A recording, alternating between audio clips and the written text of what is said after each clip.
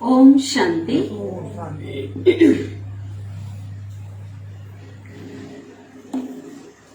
आज मीठे बाबा की महावाक्य सुनेंगे। साकार मुरली 11 तारीख। तो आज बाबा समझा रहे हैं, आप बच्चे कौन है? राजयोगी तो हैं, लेकिन राज ऋषि भी हैं। तो राज ऋषि कौन है? राज ऋषि अर्थात जो स्वराज्य अधिकारी के साथ साथ ऋषि अर्थात बेहद के वैरागी। कोई वो सन्यासी नहीं जो सब कुछ घर बार छोड़ के, हठ योगी सन्यासी नहीं, हम बेहद के वैरागी। तो बाबा कहते वो है राज ऋषि। तो ऐसे राज ऋषि जो होंगे उसको किसी से, किसी व्यक्ति, वस्तु, वैभव, किसी से भी लगाव नहीं होगा। उनका अपने कर्म इंद्रियों पर पूरा अनुशासन होगा। कर्म इंद्रियां उनके पूरे नियंत्रण में होंगी। वह है राज ऋषि। फिर बाबा ने कहा समझदार कौन है? समझदार वह है, अभी ऐसा समय आना है और अभी कोरोना काल में सबने देखा कोई किसका सहारा नहीं बना। तो अभी तो सभी आधार टूटना है ना? कौन आधार काम आएगा? भगवान ही काम आएंगे, क्योंकि उस समय भी लोगों का आधार कौन था? अपने भी अपनों के साथ नहीं थे। तो ऐसे समय के लिए बाबा ने कहा कि उस आधार को टूटने से पहले भगवान को, परमात्मा को जो आधार बना लेता है वो सबसे बड़ा समझदार है, सबसे बड़ी समझदारी है ना? आधार बना, देखो निभाना अलग चीज है, परिवार में रहना है निभाना, लेकिन अंदर से आधार किसको बना करो। अगर किसी व्यक्ति को हमने आधार बनाया, किसी साधन को आधार बनाया, तो सब विनाशी है, उसके जाने के बाद स्वयं भी टूट जाएंगे। इसलिए बाबा ने कहा सबसे समझदार जो अविनाशी आधार बना करके चले। बाबा ने कहा आपस में जब बैठते हो तो राय करो कैसे हम बाबा की सेवा करें, कैसे जन जन तक आत्माओं को हम बाबा का सत्य परिचय दें। अभी बहुत परिचय रहा हुआ है, तो इसलिए बाबा ने कहा आपस में बैठ करके राय देना, आत्मिक अभ्यास करना है ना, यही से संस्कार लेकर जाना है। घड़ी घड़ी मैं आत्मा हूँ, इस शरीर से न्यारी प्यारी हूँ। तो बाबा कहते ये अभ्यास जो जाएगा वहां, और अंत घड़ी भी क्या होगा, अंत घड़ी भी बाबा की याद में क्या होंगे, आसानी से बिना तकलीफ के शरीर छोड़ देंगे और यही संस्कार लेकर के वहां पे जाएंगे। तो हर घड़ी हर समय बाबा को याद करना है। तो अभी हम सुनते हैं आज के महावाक्यों को। ओम शांति। आज की मुरली का सार। बाबा कहते मीठे बच्चे, तुम रूहानी ब्राह्मणों का आपस में बहुत बहुत प्यार होना चाहिए।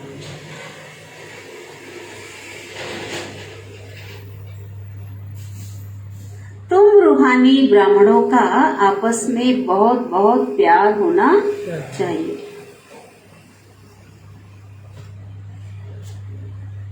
आपस में मिलकर राय निकालो।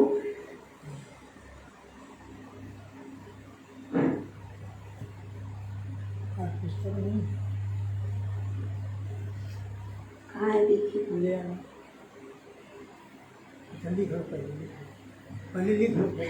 और तो आखिरी में चाहिए। आपस में मिलकर राय निकालो कि कैसे सभी को सत्य बाप का परिचय दे।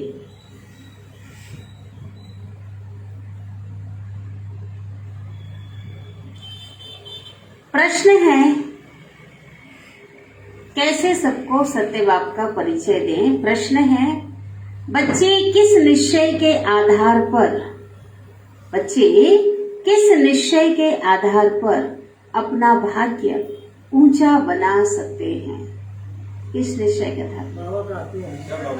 पहले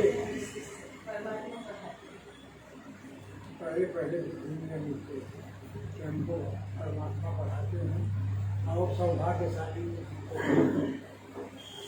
हाँ, उत्तर है पहले जब बुद्धि में यह निश्चय बैठे, पहले जब बुद्धि में यह निश्चय बैठे यहाँ पढ़ाने वाला स्वयं परमात्मा है।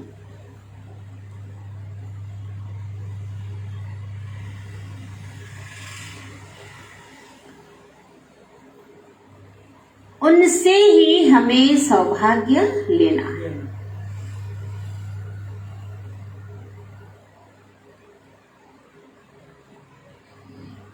तब पढ़ाई रोज पढ़े, तब पढ़ाई रोज पढ़े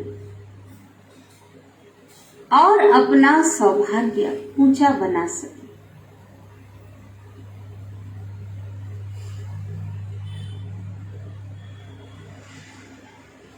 बाप की श्रीमत है कि बच्चे तुम्हें किसी भी हालत में रोज पढ़ना है। बाप की श्रीमत है कि बच्चे तुम्हें किसी भी हालत में रोज पढ़ना है, रोज पढ़ना है। अगर क्लास में नहीं आ सकते हो, अगर क्लास में नहीं आ सकते हो तो भी घर में मुरली पढ़ो।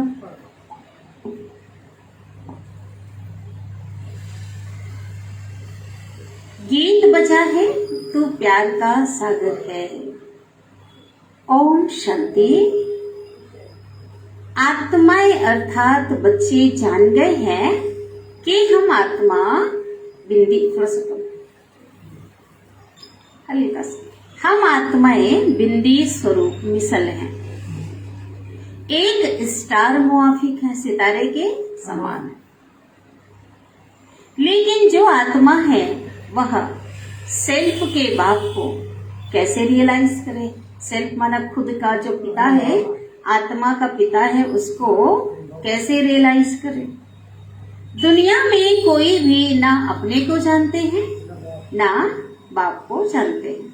आत्मा के पिता की बात हो रही है। तुम जानते हो हम आत्मा बिंदी हैं, कितनी छोटी है। बाप भी इतना छोटा है। आत्मा से परमात्मा बाप कोई बड़ा नहीं है। शरीर तो छोटा बड़ा होता है ना। अब तुम शिव बाबा की याद में बैठे हो। शरीर छोटा बड़ा होता है, लेकिन आत्मा की साइज सेम। एक छोटा बच्चा हो या बुजुर्ग हो, हाँ, सबकी जो है वो एक ही जैसे बिंदु स्वरूप, सूक्ष्म स्वरूप है। अब तुम शिव बाबा की याद में यहाँ बैठे हो। भले कोई यह जान भी जाए कि आत्मा छोटी बिंदी है, परंतु उसमें 84 जन्मों का पार्ट है, ये तो नहीं पता है। ये कितनी वंडरफुल, बाबा कहते वंडर है ना।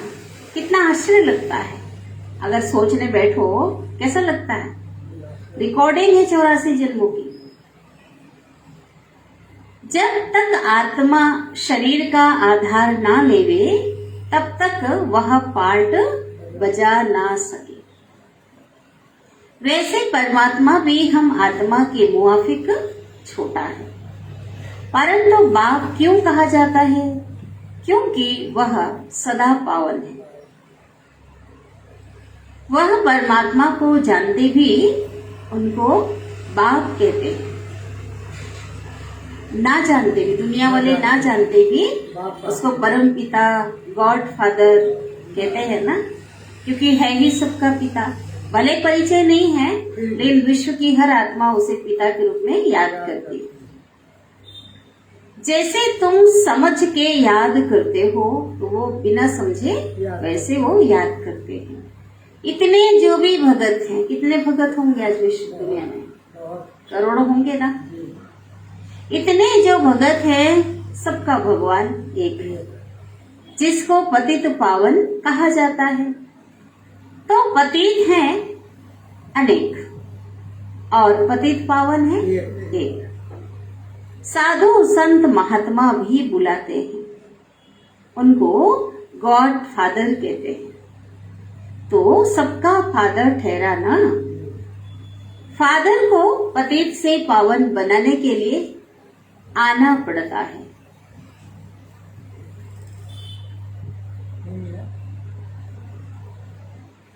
पावन बनने का उपाय वही बताते हैं। एक ही है पतितों को पावन बनाने वाले। और कौन सा उपाय बताते हैं? आत्मा समझकर मुझे याद करो। क्योंकि आत्मा पर पापों का बोझा बहुत चढ़ा हुआ है। हम सिर्फ लिख दे बी होली, परंतु ऐसे स्लोगन लगाने से कोई फायदा नहीं। खाली पवित्र बनो ऐसा स्लोगन लगाएंगे, बाबा कहते कोई फायदा नहीं। क्योंकि बाहर वाले तो समझ ना सके ना, बाकी तुमको तो समझाया हुआ है। तुमको स्लोगन की क्या दरकार है? इसका अर्थ है वी होली माना पवित्र बनो और वी योगी, बाबा को याद करो। जब तक किसको समझाया नहीं जाएगा, तब तक कुछ समझ ना सके। अगर लिखा हो स्लोगन, कोई बाहर वाला आए सेंटर पे, वी होली लिखा है, तो कैसे समझेंगे? है ना।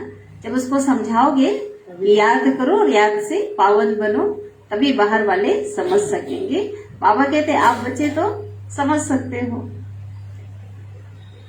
जब तक किसको समझाया नहीं जाए, तब तक कुछ भी समझ ना सके। योग में रहने से ही आत्मा पवित्र बन सकती है। कहते हैं हिज होलीनेस, यह पवित्रता का टाइटल है। सन्यासियों को होली कहते हैं ना, क्योंकि सन्यासी विकारों का त्याग करते हैं, विकार में नहीं जाते, इसलिए सन्यासी बने। भल वह पवित्र रहते हैं, ब्रह्म को याद करते हैं, परंतु जन्म विकारियों के पास लेना पड़ता है। जब वो शरीर छोड़ते हैं, है ना, तो हिसाब किताब किनसे है ना, तो फिर उनके पास जन्म लेते हैं। तुमको तो कहा जाता है पवित्र रहो और शिव बाबा को याद करो। सन्यासी अपने को कर्म सन्यासी कहलाते हैं, परंतु कर्म का सन्यास तो कभी नहीं होता। अगर वो इसलिए कहते ना मांग के खाते हैं, भगवान ने गीता में कहा विकारों का सन्यास करो, कर्म योगी बनो, लेकिन वो क्या करते हैं, कर्म का सन्यास करते हैं। तो कर्म का सन्यास बाबा ने बताया कि कर्म का सन्यास कभी भी हो नहीं सकता। अगर एक जगह बैठे भी हैं तो क्या कर रहे हैं, बैठने का काम तो कर रहे हैं, देख रहे हैं, देखने का काम कर रहे हैं, सुन रहे हैं, सोच रहे हैं, तो कर्म का सन्यास तो कभी हो नहीं सकता। कर्म का सन्यास कब हो, जब देह ना हो और देह बिगर आत्मा तो परम धाम में रहती है। वहां भी बोल सकते हैं भाई, हाँ, ना देख रहे हैं बिना शरीर का, न सुन रहे हैं, न बोल रहे हैं, देह यहाँ कर्म सन्यास नहीं हो सकता। जब तक आत्मा शरीर में है कभी भी नहीं हो सकता। यह कहना भी झूठ है। कर्म सन्यास अर्थ ही क्या है, ये शब्द ही झूठ है। वह कहते जो गृहस्थी कर्म करते हैं ना, वो हम नहीं करते, इसलिए हम कर्म सन्यास, ऐसा नहीं। गृहस्थियों का कर्म तो बहुत है, यज्ञ तप तीर्थ आदि करते हैं, वो तो सन्यासी भी करते हैं।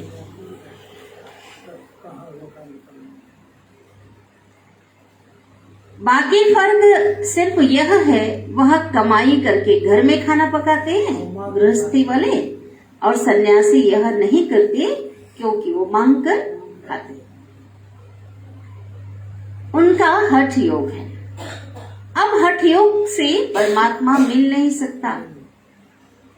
जब बाप आए तभी उनसे कोई मिल सके, भगवान जब आए तभी तो मिल सके, और जब तक बाप ना आए तब तक पावन दुनिया की स्थापना भी हो ना सके। कितना समझाते हैं बाबा, बाबा कहते मैं कितना समझाता हूँ फिर भी समझते नहीं। बाहर वालों की बात नहीं, बाबा कहते मेरे बच्चे भी क्या करते हैं, भूल जाते हैं। बच्चे समाचार बाबा के पास लिखते हैं, पत्र लिखते थे ना साकार के समय में, क्या लिखते हैं, इतने इतने आए, है ना, प्रदर्शनी लगाया,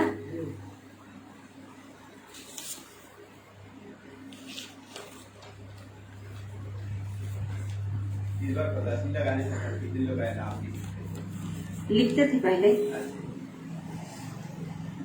ऐसा अंदाजा लगा लेते हैं, लिखना चाहिए एड्रेस सब। आप देखें कौन कौन अपना सौभाग्य लेते हैं, है ना, इतने इतने आए लिखे, तो बाबा कहते हैं कि चलो देखें इतने लोग तो आए, और कौन कौन अपना सौभाग्य लेते हैं, अपना भाग्य बनाते हैं। आते तो बहुत हैं, परंतु बुद्धि में यह नहीं बैठता है कि इनको पढ़ाने वाला थोड़ा सा परम पिता परमात्मा है, थोड़ा हल्का सा, हमको उनसे सौभाग्य लेना है। बाप रजिस्टर भी देखते हैं, बाबा के पास पहले रजिस्टर रहता था, सेंटरों पर भी रहता है, हाजिरी रजिस्टर होता था ना। कोई मास में 8-10 दिन भी आ जाते हैं सेंटर, कोई नहीं भी आते हैं तो वह नहीं लिखते। अगर कोई नहीं आता है तो वह मुरली पढ़ता है, वह नहीं। किसी भी हालत में मुरली रोज पढ़ना पड़े। जो जिनका अनुभव है मुरली का, वही मुरली मिस नहीं कर सकेंगे। मुरली तो संजीवनी बूटी है, जैसे मुरली पढ़ते हैं तो क्या हो जाते हैं, चार्ज हो जाते हैं, है ना। मुरली पढ़ते हैं तो ऐसे क्या हो जाता है, तरोताजा हो जाते हैं। जैसे जब साहेब सुखमनी छोटे छोटे बनाते, छोटी छोटी किताब होता है ना, जब साहेब सुखमनी किताबें होती है उनकी ग्रुप, हाँ, समझते हैं कैसे भी पढ़ सके। वो लोग बनाते हैं, चलो बड़े बड़े ग्रंथ नहीं पढ़ सकते, छोटे छोटे भी पढ़ सकते। तुम समझते हो उस पढ़ने से क्या प्राप्ति होगी? कुछ भी नहीं। करके थोड़े समय के लिए बुद्धि ठीक होगी, है ना, अच्छी बातें पढ़ेंगे थोड़े समय के लिए बुद्धि ठीक होगी, परंतु उससे बाप से परमात्मा से कोई मिलने ना सके और फिर विकारों में फंस जाते हैं। फिर क्या होगा? फिर पतित बन जाएंगे, तो उनसे प्राप्ति तो होती नहीं। कहते हैं विनाश काले विपरीत बुद्धि। इसी समय और बरोबर अभी ही वो समय है, विनाश का समय तो चल रहा है ना, विनाश काल का अंतिम समय चल रहा है, बरोबर अभी विनाश का समय है और कोई परमात्मा को जानते नहीं, तो प्रीत कैसे होगी?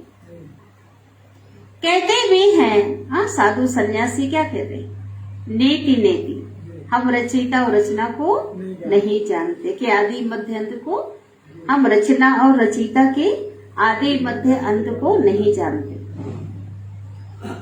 परंतु ड्रामा के आदि मध्य अंत को तो जानना चाहिए ना, कि हम एक्टर हैं, हम पार्ट बजाने आए हैं, इतने समय तक हमें पार्ट बजाना है, फिर जाना है, ये तो जानना चाहिए ना। बाबा कहते हैं,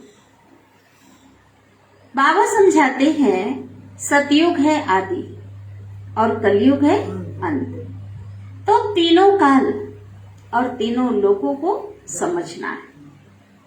तीन लोक हैं, स्थूल वतन, सूक्ष्म वतन और स्थूल वतन तो हो गया, साकार वतन, स्थूल वतन माना साकार, मूल वतन, आत्माओं की दुनिया। शास्त्र अनादि है, परंतु बाबा समझाते हैं जब से रावण राज्य शुरू हुआ तब से शास्त्र शुरू हुआ।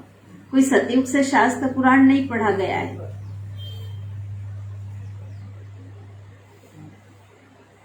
तो द्वापर युग मध्य युग हो गया ना, आधा कल्प सतयुग, आधा कल्प कलयुग, आधा का हिसाब है। वह मध्य को नहीं जान सकते, क्योंकि कल्प की आयु वो लोग लाखों वर्ष के देते हैं। कहना चाहिए, बाबा कहते कहना चाहिए कि बाप को जानो, ब्रह्मा कुमार कुमारी बनो, तभी बाप का वर्षा मिलेगा। पहले कोई आते हैं तो पूछो कहाँ आए हो? सेंटर आते हैं, समझने आते हैं, कहते हैं बीके के पास आए। तुम विचार करो, इतने ब्रह्मा कुमार कुमारियां हैं तो उनका बाप भी तो होगा, ब्रह्मा बाप होगा ना। कितने सेंटर हैं, ढेरों के ढेर ब्रह्मा कुमार कुमारियां, आज तो संख्या लाखों में है। ऐसे ऐसे समझाकर खड़ा करना चाहिए। फिर भला ख्याल करो, प्रजापिता ब्रह्मा की इतने बच्चे हैं, अब ब्रह्मा किसका बच्चा है? ऐसे करके बाबा युक्ति बताते हैं, पॉइंट देते हैं, ऐसे समझा। इतने बच्चे रचना तो परमात्मा का काम ही हो सकता है, तो परमात्मा आता होगा ना। गाया हुआ है, तुम माता पिता हम बालक तेरे, तुमरी कृपा से सुख घने। तो ब्रह्मा बाप हो गया ना, साकारी पिता कौन हो गया? ब्रह्मा। और जिसको याद किया जा रहा है वो आत्मा का पिता, निराकारी पिता। तो परमात्मा ब्रह्मा द्वारा रचना रचते, कन्वर्ट करते, शूद्र से ब्राह्मण बनाते, एडाप्ट करते, अपना बनाते, गोद लेते, वर्षा देते हैं, पावन बनाते हैं। कैसे? याद से। कहते हैं सब धर्मों को, कहते हैं ना, लिखा है गीता में, देह सहित देह के सब धर्म त्यज माँ में कब याद हूँ? मैं हिंदू हूँ, मैं मुस्लिम हूँ, मैं सिख हूँ, ईसाई नहीं, मैं आत्मा हूँ। और आत्मा का पिता एक ही है, परमात्मा है। आत्मा समझकर उस आत्मा के पिता को याद करना है। सभी बुलाते हैं, सभी उनको बुलाते हैं। बाबा कहते हैं मैं नॉलेजफुल हूँ, ज्ञान का सागर, ब्लिसफुल, सुख का सागर, लिबरेटर, छुड़ाने वाला, गाइड, रास्ता बताने वाला। तो मैं सुखधाम में ले जाता हूँ। सुख कहाँ है? सुखधाम में। अभी बाप ले जाता है पहले शांति धाम, वाया है ना, पहले कहाँ ले जाएंगे? घर, शांति धाम। फिर वहां से आते हैं सुखधाम में। यह बातें कैसे याद करें? रोज रोज बोलते रहें, औरों को समझाते रहें, तो पॉइंट्स बुद्धि में आती रहती है। ठीक है, इसको पढ़ेंगे मुरली को, औरों को जब समझाते रहेंगे ना, सेवा करेंगे, तो क्या होगा? रिपीट होगा, तो पॉइंट बुद्धि में बैठेगी। जब किसको समझाओ तो उनसे लिखा लेना चाहिए। परमात्मा जो आत्माओं का पिता है, उनकी एड्रेस लिखानी चाहिए कि वो परम धाम का रहने वाला है। बाप शिव है तो बाप से वर्षा लेंगे, तो मेहनत करनी चाहिए भाई। बिना पुरुषार्थ की प्रारब्ध वर्षा नहीं मिल सकता। भगवान कहते ये वर्षा मेरा है, लेकिन इसके लिए लायक बनना पड़ेगा, पुरुषार्थ करना पड़ेगा, नहीं तो सबको मैं वर्षा क्या होगा फिर तो। बड़ा सभी राजा बन जाएंगे ना फिर तो, अगर सबको बिना पुरुषार्थ का दे तो। खत्म तो नहीं होगा, लेकिन सबको एक जैसा पोजीशन तो नहीं मिल सकता ना।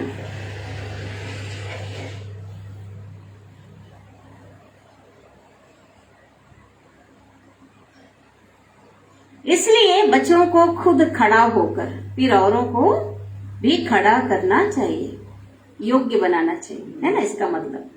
और सर्विस के लिए प्लान्स बना देना चाहिए। ऐसे ऐसे भगवान की सर्विस करनी है, औरों को उनका परिचय देना है। तो एक युक्ति बाबा ने बताया, ज्ञान के पॉइंट को याद रखने के लिए रोज रोज बोलते रहें, औरों को समझाते रहें, तो क्या होगा? पॉइंट्स बुद्धि में आती। जैसे टीचर लोग पढ़ाते हैं, पढ़ाते पढ़ाते वो चीज क्या हो जाता है, उनको याद हो जाता है, सहज हो जाता है। जैसे मिलिट्री के बड़े ऑफिसर्स, कमांडर्स आपस में मिलते हैं ना, तो यहाँ भी अब प्लानिंग करते हैं उन लोग, है ना। तो यहाँ भी बच्चों को मिलना चाहिए, परंतु क्या करें? आपस में मिलते नहीं। मीटिंग करें, मिले, योजना बनाएं और कार्य करें। वास्तव में तुम ब्राह्मणों का आपस में बहुत प्यार होना चाहिए। कोई राय निकालनी चाहिए, कैसे किसको समझाएं।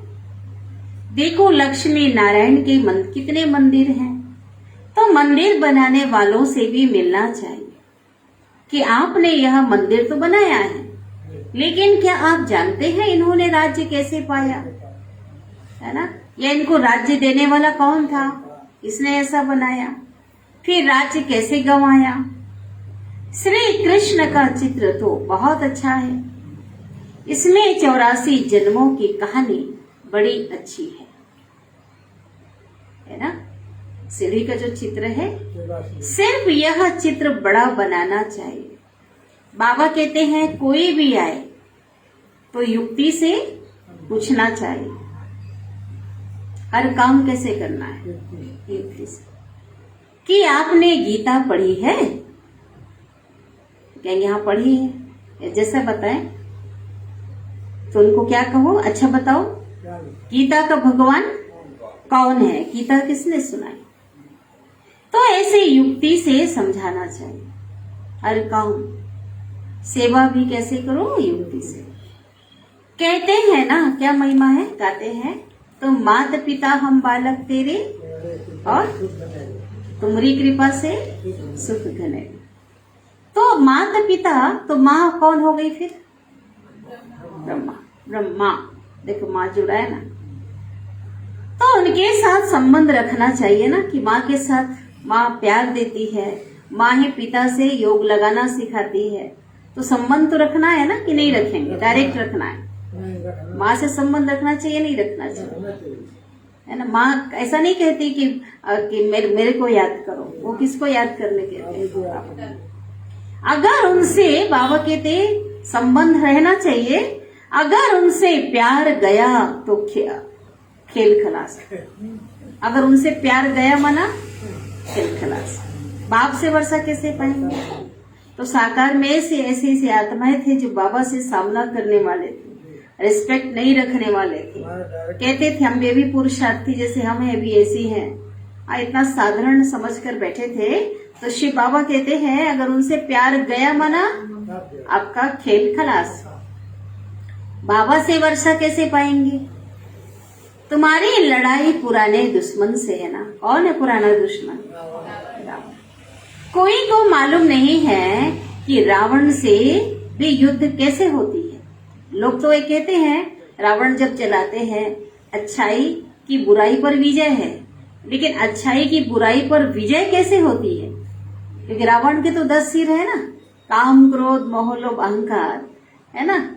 ऐसे नहीं कि कोई चीज कोई एक आध दो बुराई को जितना नहीं है। वास्तव में रावण से लड़ाई युद्ध कैसा होता है किसी को पता ही नहीं है। कहते हैं ना अभी हम रियल में क्या कर रहे हैं, ज्ञान और योग के द्वारा रावण से युद्ध कर रहे हैं।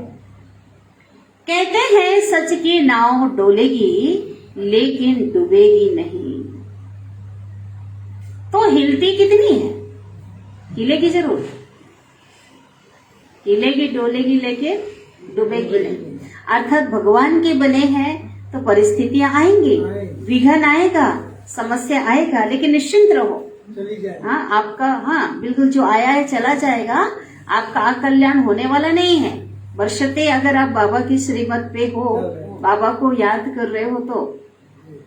इसलिए डर के मारे कई लोग कहते हैं कि उतर जाते हैं नाव से, अरे पहले ऐसा नहीं होता था, ऐसा तूफान आ रहा है, ऐसे संकल्प चल रहे हैं, ऐसा पेपर पहले तो ऐसा कुछ नहीं होता था, छोड़ देते हैं। भगवान इसको इसलिए इस पॉइंट को याद रखो, नहीं हिलेगी नहीं बोला है बाबा ने। ये कहावत भी हिलेगी डोलेगी लेकिन डूबने वाली नहीं है, क्योंकि उसका खिवैया कौन है। इसलिए निश्चिंत रहना है। दूसरे सत्संगों में हिलने की तो बात ही नहीं, धारणा की बात तो है ही नहीं, कर्ण रस सुनने की बात है ना। यहाँ तो माया से युद्ध की बात है ना। जब तक बाप को नहीं समझा है तब तक भर लिख कर दे, कोई मत।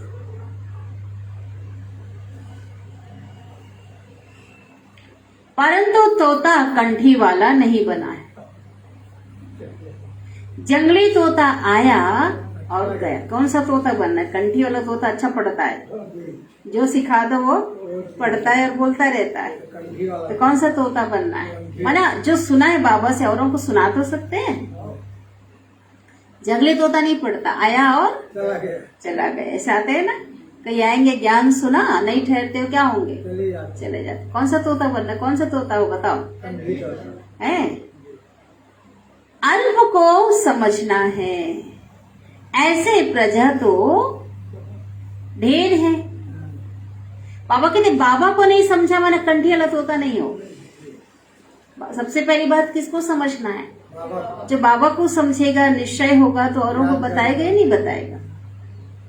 बाकी प्रजा तो ढेर है, ऐसे प्रजा ढेर है। ठीक है, कैसे प्रजा?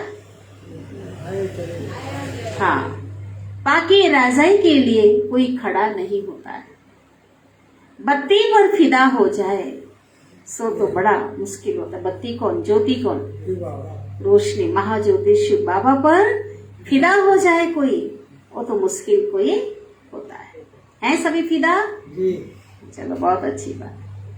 अब याद प्यार है, उसके बाद फिर रात्रि क्लास सुनेंगे, फिर याद प्यार मिलेगा। अच्छा, मीठे मीठे सिकिलधे बच्चों प्रति माता पिता बाप दादा का याद प्यार और गुड मॉर्निंग। रूहानी बाप के रूहानी बच्चों को नमस्ते। और हम रूहानी बच्चों की रूहानी माता पिता बाप दादा को याद प्यार गुड मॉर्निंग और नमस्ते। शुक्रिया बाबा, शुक्रिया आपका दिल से पद्मा पदम गुणा शुक्रिया। रात्रि क्लास। तो हम बच्चों को बाप का डायरेक्शन मिला हुआ है कि बच्चे बाप को याद करो।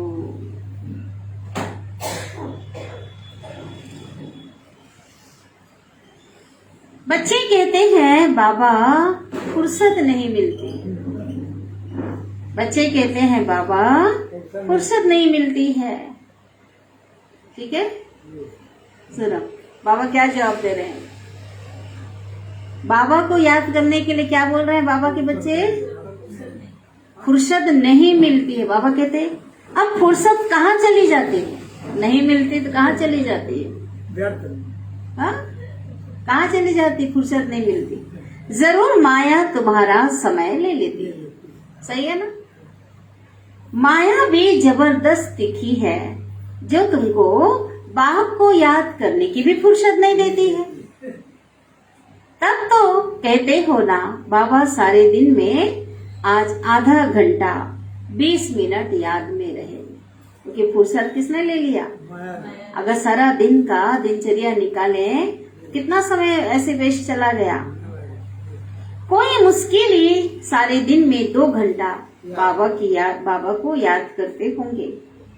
तो बाबा ने कहा जो माइनस भी करना, ऐसा नहीं कि हम 1 घंटा बैठे हैं तो 1 घंटा में कितना समय बुद्धि इधर गई, आपका विचार चला या कहीं और जो है या थोड़ा झुटका आ गया, कई बातें होती है, व्यर्थ संकल्प चला, कहीं बुद्धि बाहर चली गई, तो पूरा जो है माइनस नहीं करते बाबा के बच्चे। जो समझते हैं हम 2 घंटा याद करते हैं वह हाथ उठाओ। उठाए हो? करते हैं 2 घंटा? चलो माइनस करने के बाद भी चलो माइनस मत करो, 2 घंटा बैठे बाबा की याद में, बहुत अच्छा। चलो बधाई, सब करते हैं ना हम। वह स्थूल याद, पुरानी याद तो चलती आती है ना। यह तो इनकॉर्पोरियल है। भक्ति मार्ग की जो याद है वो तो अलग याद थी, लेकिन ये तो निराकार को याद करने की बात है। इनको अपना आंख कान तो है ही नहीं। बच्चों को कहते हैं मामेकम याद करो। निराकार को ज्योति रूप में, बिंदु रूप में याद करना है। अपने को आत्मा समझो। तो बाबा पूछ रहे हैं कितना घंटा याद में रहते हो? बच्चे खेलने जाते हैं तो टीचर को याद करते हैं। घर में पढ़ते हैं तो भी उनका टीचर उनको पढ़ाई कर याद रहता है कि फलाने टीचर ने हमको होमवर्क दिया है, उनका ये करना है, हमारी इस विषय का टीचर यह है। तो वह है स्थूल याद। इसमें है थोड़ी डिफिकल्टी। तो बाबा पूछते हैं अपने को, अभी खत्म नहीं हुआ है, बाबा को याद कर लेना अलग चीज है, अपने को आत्मा समझकर जो 2 घंटा याद कर सकते हैं वो लोग हाथ उठाओ। लज्जा नहीं करो, एक्यूरेट बताओ। तुम यहाँ बैठते हो, बाबा मुरली चलाते हैं तो बुद्धि दूसरे तरफ चली जाती है। इतना बुद्धि में धारण भी नहीं होता। जैसे यहाँ सुबह में 1 घंटा बाबा समझाते हैं तो वह 1 घंटा बाबा को याद करते हो या बुद्धि बाहर चली जाती है? बाबा कहते जब मुरली भी सुनते हो, अगर उस समय भी बाबा की याद में भी एक योग में शामिल होता है ना। 8 घंटे की याद में जब मुरली सुनते हैं ना, बाबा की घर हम आते हैं क्योंकि एकाग्रता से सुनते हैं मुरली। जब यहाँ आते हैं क्योंकि उसी के लिए टाइम दिया हुआ है ना, तो वो 1 घंटा किस में जाता है? 1 घंटा। तो यहाँ आते हैं तो बाबा कहते हैं कि उस समय बुद्धि कहीं बाहर तो नहीं चली जाती है जब मुरली सुनते हैं। बरोबर नंबरवार पुरुषार्थ अनुसार बुद्धि कहीं ना कहीं चली जाती है। किसी की थोड़ी देर गई, 1 मिनट गई, किसी के 2 मिनट, कहीं ना कहीं बैठे बैठे तो चली जाती है। सारा नहीं सुनते हैं। अगर सारा बैठ करके सुने और नोट करते रहें तो बाबा कहेगा हाँ इनका योग ठीक है। तो सुनते समय अटेंशन देना है और पॉइंट्स पूरा लिखना है, अच्छी अच्छी पॉइंट्स, क्योंकि हर दिन बाबा अलग अलग पॉइंट्स देते हैं। तो बाबा कहते लिखते रहोगे तो लिंक नहीं टूटेगी, अटेंशन रहेगा, सही है ना। अगर लिंक टूटेगी तो पॉइंट भूल जाएंगे। अच्छे अच्छे पॉइंट्स को अगर बुद्धि में ध्यान में सुनते रहेंगे तो लिंक टूटेगा नहीं। बाप समझाते हैं, बाबा ने आज बहुत अच्छी, कौन सी, आत्मा को शरीर तो छोड़ना है, मृत्यु तो हर एक की होनी है, लेकिन कौन सी मौत को सबसे अच्छा मौत बाबा ने बोला है? हार्ट अटैक, हार्ट फेल जो बोलते हैं ना जिसको, वो सबसे मीठा मौत कहता है बाबा। बाबा समझाते हैं बच्चे, हार्ट फेल का मौत बहुत मीठा मौत है। इसमें तेरा मेरा फेरा कुछ भी नहीं है। बैठे बैठे यह गिरा, बेहोश हुआ और खलास। होता ना अचानक ऐसे ऐसे करते करते अचानक गिर जाते हैं, और तो बाबा कहते हैं फिर होश में आए ही नहीं। यह तो बहुत अच्छा मौत है। बाकी मनुष्य तो रोते पिटते हैं और तुम तो खुश होंगे। मन आज की दुनिया के हिसाब से सतयुग में तो बिल्कुल अपने जैसे कपड़े उतारते हैं ऐसे शरीर को छोड़ के आत्मा निकलेगी, लेकिन आज की दुनिया में आत्मा जब शरीर छोड़ती है कितनी तकलीफ होती है ना। तो बाबा कहते हैं तुम तो खुश होंगे, अरे वाह इनका मौत तो बड़ा सहज हुआ, इनको तो कोई दुख नहीं हुआ। अगर मौत हो किसी की तो ऐसा हो, नहीं तो दवा नर्स यह तो बहुत होते हैं ना। इसलिए जो बैठे बैठे अपनी इस पुरानी जूती को छोड़ दे, कर्मातीत अवस्था हो, ऐसे ही जो शरीर छोड़े वो तो सबसे अच्छा है। तुम आगे चलकर देखेंगे अनायास बम छूटेंगे। युद्ध होगा ना, इतनी आवाज होगी, अणु बम, परमाणु बम, भयंकर बम सारी जो छूटेंगे और सब बैठे बैठे चले जाएंगे। बाबा के बच्चे मतलब बिल्कुल समय आएगा और आसानी से चेहरा भी हर्षित होगा। योग करते बैठे बैठे माना इधर युद्ध शुरू होगा और इधर क्या होंगे वो बैठे बैठे, हाँ याद में उनके लिए बोल रहा है ना बाबा, मुरली से लग रहा है ना। और सब बैठे बैठे चले जाएंगे, चेहरा भी हर्षित होगा। तो किसके लिए बात चल रही है? जो योगी बच्चे हैं, हाँ जिनका अशरीरीपन का अभ्यास है, बाबा की याद में रहकर क्या करेंगे? खुशी खुशी शरीर छोड़ देंगे। तो आत्मा में अगर हर्षित पना होगा, आत्मा अगर अंदर से खुश होगी तो वो खुशी चेहरे पर बाहर से भी क्या होगी? दिखाई देगी ना।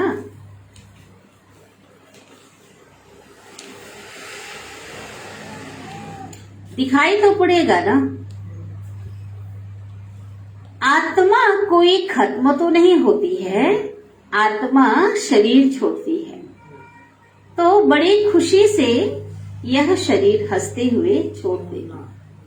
इसको कहा जाता है कर्मातीत अवस्था। वही इतना ऊंच गाए जाते हैं। तो बच्चों को ऐसे ही जाना है। कैसे जाना है? शरीर की कोई परवाह नहीं और दूसरी कोई चीज याद ना आती। इसको कहेंगे सबसे मीठा। आप ही शरीर छोड़ना, इसलिए सर्प का मिसाल भी देते हैं। सतयुग में भी ऐसे होता है जो खुशी से शरीर छोड़ दे। तो प्रैक्टिस यहाँ से होगी। कहाँ से प्रैक्टिस करना? इसलिए बाबा कितना करा रहा है, मैं शरीर से मैं आत्मा निकल रही हूँ, बिल्कुल शरीर ढीला छूट गया और मैं आत्मा ऊपर बाबा के पास मिलन मना रही हूँ। यही तो अभ्यास है। हाँ हाँ, पीछे वह प्रैक्टिस चलती रहेगी। हाँ, आधा कल्प चलेगी प्रैक्टिस, संगम युग की प्रैक्टिस वहाँ आधा कल्प चलेगी। तुम बच्चे बाप को कितना प्यार से याद करते हो।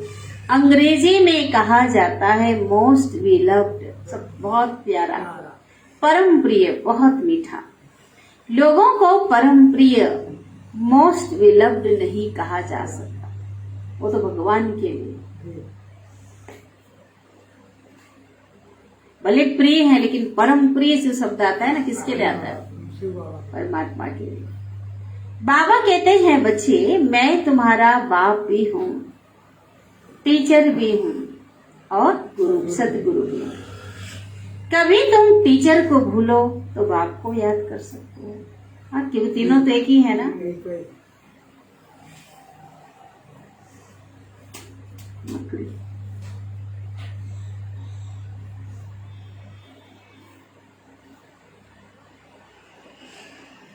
बाबा गाइड है।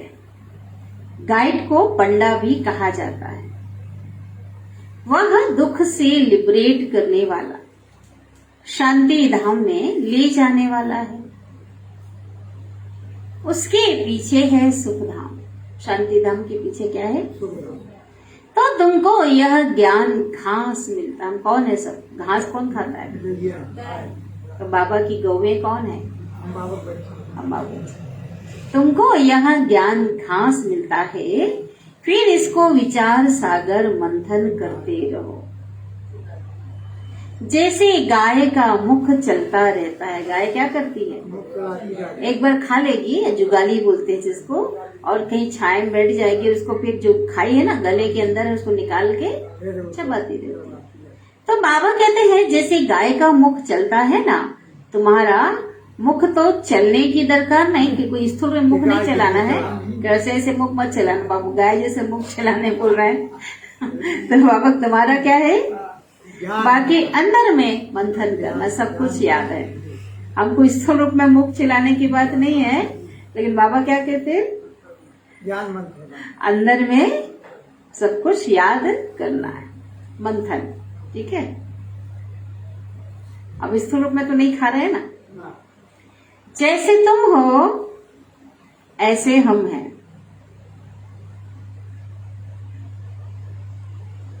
अब जो ज्ञान सुने मुख से कहा, ऐसे बाबा ऐसे भी नहीं बोलना है, माना मुख चलना, माना वैसे गाय जैसा नहीं, माना जैसे जो ज्ञान सुने ना, अकेले बैठे अपने बोल रहे हैं हाँ ऐसे आज ऐसा नहीं, अंदर चलना चाहिए, मुंह से नहीं बोलना है। हाँ, किसी को सुनाना है तो बोले मुंह से ही सुनाएंगे, लेकिन जब मंथन करते तो बोलकर थोड़ी करते, अंदर ही अंदर बैठकर मंथन करते। जैसे तुम हो ऐसे हम हैं। हमको तो और भी कम घंटे मिलते हैं। ब्रह्मा बाबा जो निमित्त हैं,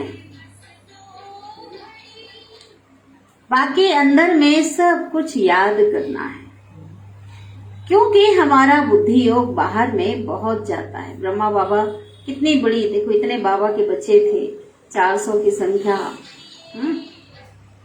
तो इतने लोगों का कारोबार इतना था, चिट्ठी आ रही है। तो बाबा ये कहते हैं क्योंकि हमारा बुद्धि योग बाहर में बहुत जाता है, कभी कोई की चिट्ठी आई, फलाने की खिटपीट है, बंद कर, फलाने की खिटपीट है, यह है वह है, तो सारा दिन उस तरफ बुद्धि जाती है। परंतु बाबा की जाती है, परंतु शायद बच्चों से जास्ती बाबा कहते बाबा को ही सहज है, क्योंकि बगल में साथ में रहता है। इधर बाबा कहते कि आप बच्चों से ज्यादा जो बिजी कौन रहते हैं? बाबा रहते हैं। बाबा के पास कितना कारोबार है, खिटपीट है, फिर भी बाबा कहते हैं क्योंकि बस तो बच्चों से जास्ती बाबा को सहज इसलिए है क्योंकि बगल में है ना भाई, त्रिकुटी में एक साथ दोनों गुरु चेला बैठे हैं, साथ में रहता है।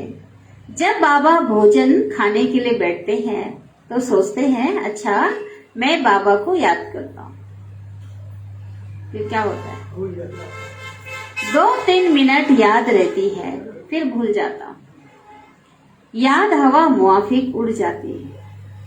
बच्चे ट्राई करके तो देखो, खाना खाने बैठे बाबा को थोड़ा सा याद किया, बाबा कहते शुरू से लेकर आखिरी तक याद रहना चाहिए, लेकिन बाबा कहते ट्राई करो, क्या होता है, उड़ जाता है। सहज होते भी याद में टाइम तो लगता है ना।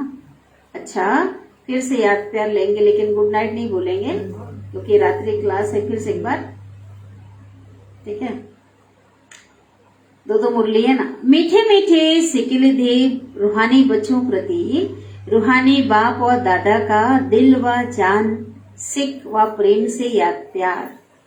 मीठे मीठे सिकिल दे रूहानी बच्चों प्रति रूहानी बाप की नमस्ते, और हम रूहानी बच्चों की रूहानी माता पिता बाप दादा को याद प्यार। गुड मॉर्निंग, नमस्ते, शुक्रिया बाबा, शुक्रिया आपका दिल से परवा पदम गुणा शुक्रिया। मुरली छोटी रहती ना तो जो पहली मुरली को ऐड कर देते हैं, कभी छोटी मुरली चली कभी, हाँ बहुत प्यारी मुरली थी ये भी।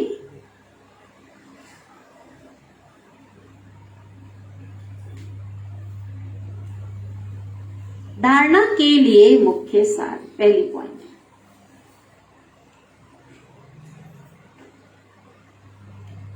आपस में बहुत प्यार से रहना है।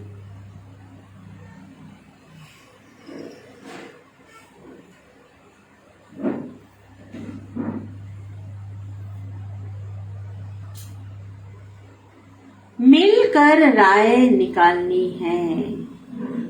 आपस में बहुत प्यार से रहना है, मिलकर राय निकालनी है। किस बात की राय निकालने के लिए कहा, बाबा का परिचय सबको कैसे, कि किस युक्ति से हर एक तक बाप का संदेश पहुंचाए।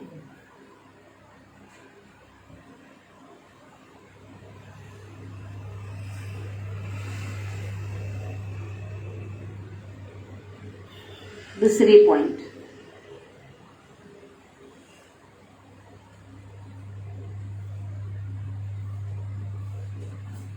यह विनाश का समय है। यह विनाश का समय है।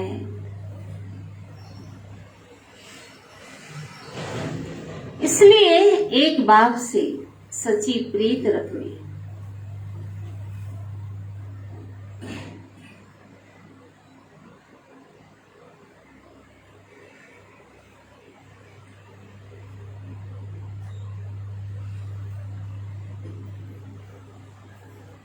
योग से आत्मा को पावन बनाना है।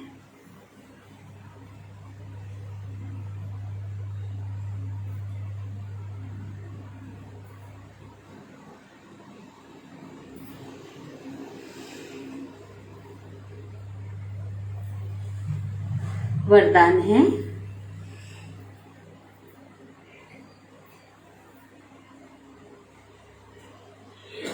सतगुरु का वरदान, स्वराज्य के साथ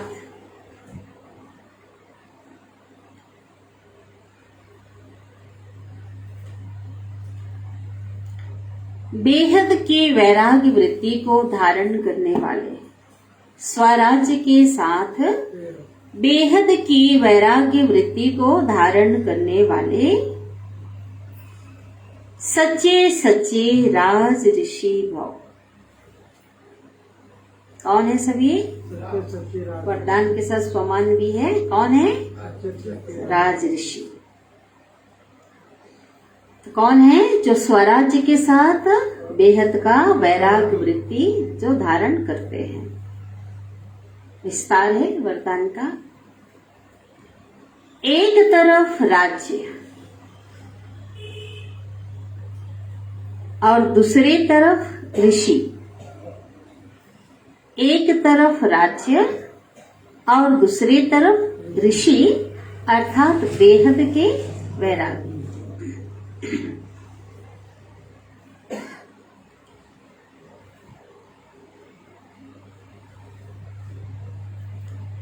ऐसे राज ऋषि का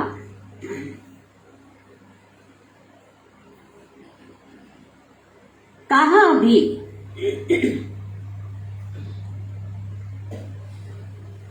चाहे अपने में चाहे व्यक्ति में चाहे वस्तु में, ऐसे राज ऋषि का कहाँ भी चाहे अपने में चाहे व्यक्ति में चाहे वस्तु में लगाव नहीं हो सकता।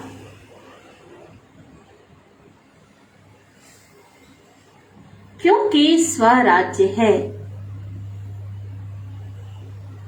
तो क्यों लगाव नहीं हो सकता? क्योंकि स्वराज्य है तो मन बुद्धि संस्कार सब अपने वश में है।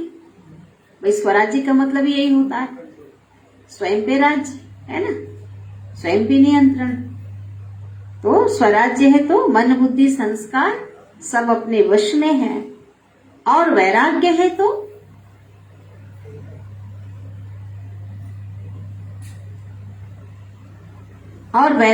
तो पुरानी दुनिया में संकल्प मात्र भी लगाओ जा नहीं सकता।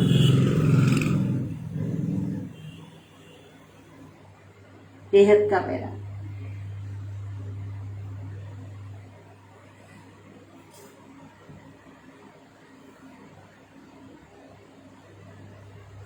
इसलिए स्वयं को राज ऋषि समझना अर्थात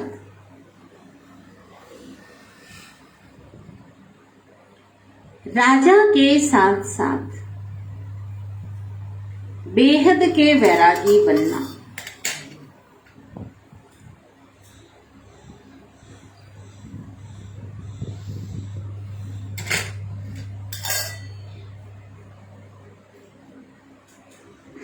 ठीक है, इसलिए स्वयं को राजऋषि समझना माना राजा के साथ साथ बेहद के वैरागी बने। स्लोगन, समझदार वह है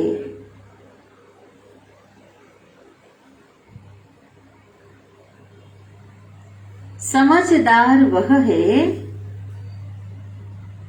जो सब आधार टूटने के पहले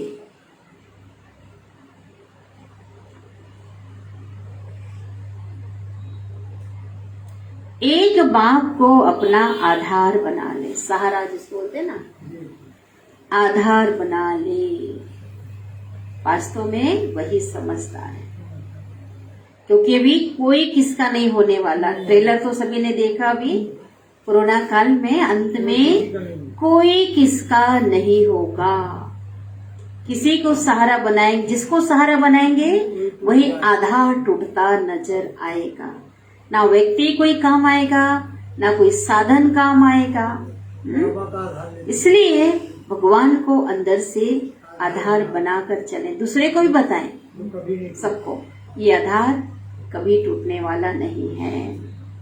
यही आधार हमारा सहारा बनेगा, संबल बनेगा। ठीक है, और हमको उस पार ले जाएगा। इसी में कल्याण है। ठीक है, इसलिए कोई को भी आधार नहीं बनाओ।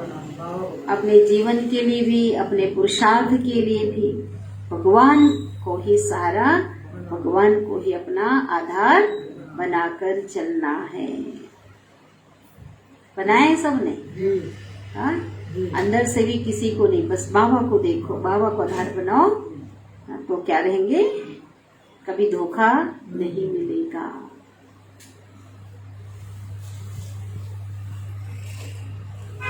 बाबा को याद करिए। चलो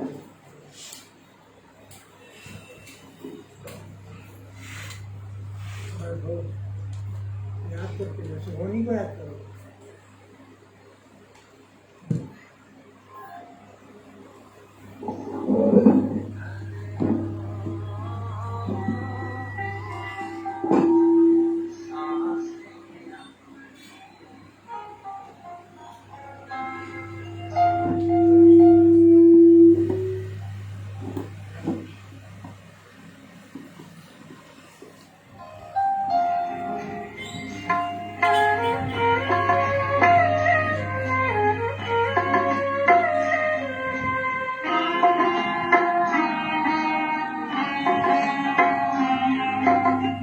सफल कर लो सांसें अपनी, परम पिता को याद कर।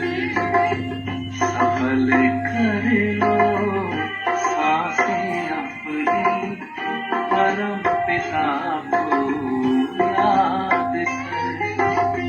व्यर्थ न जाए जीवन अपना, व्यर्थ न जाए जीवन अपना, पल पल को आबाद कर।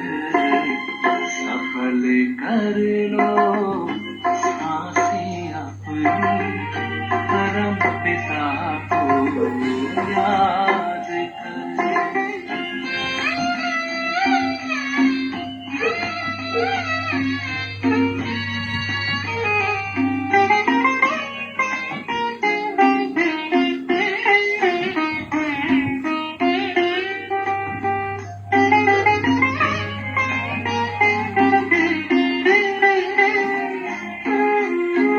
आए कहाँ से क्यों है आए, सोचो क्या ले जाना है।